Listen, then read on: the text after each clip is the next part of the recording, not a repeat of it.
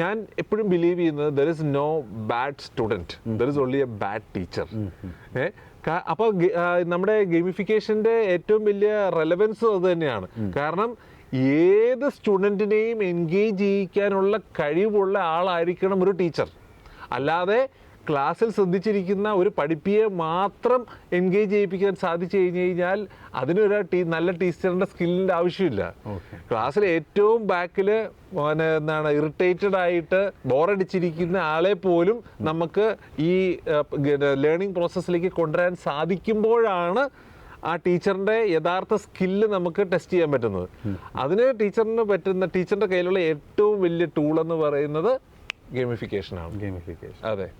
Teachers ട്രെയിനിങ്ങും കൂടി ഇതിനകത്ത് പോസിബിൾ ആണ്. പോസിബിൾ അല്ല, ടീച്ചേഴ്സ് ട്രെയിനിങ് നമ്മൾ ആക്റ്റീവായിട്ട് ഞാൻ പ്രൊമോട്ട് ചെയ്യുന്ന ഒരു കാര്യമാണ്. അതെ, ഇപ്പോൾ ഞാൻ എന്താണ് ഓൾ അക്രോസ് ഇന്ത്യ, ഇപ്പം ഗുർഗാവൺ, വാരാണസി, ചെന്നൈ, അങ്ങനെ ഒരുപാട് സ്ഥലങ്ങളിൽ ഇതുപോലെ FDPs 2-day FDPs for school teachers and college teachers ഈ എങ്ങനെയാണ് ഗെയിമിഫിക്കേഷൻ എന്നുള്ള for example using mini games.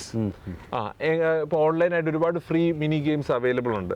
അപ്പോൾ ആ ഗെയിംസ് എങ്ങനെയാണ് നമ്മുടെ ക്ലാസ്സിലെ കോണ്ടെക്സ്റ്റിൽ ഇൻ്റഗ്രേറ്റ് ചെയ്യാൻ പറ്റുക എന്നുള്ളതിനെ കുറിച്ച് 2-day ഫുൾ സെഷൻസ് ആണ് നമ്മൾ യൂഷ്വലി ചെയ്തുകൊണ്ടിരിക്കുന്നത്.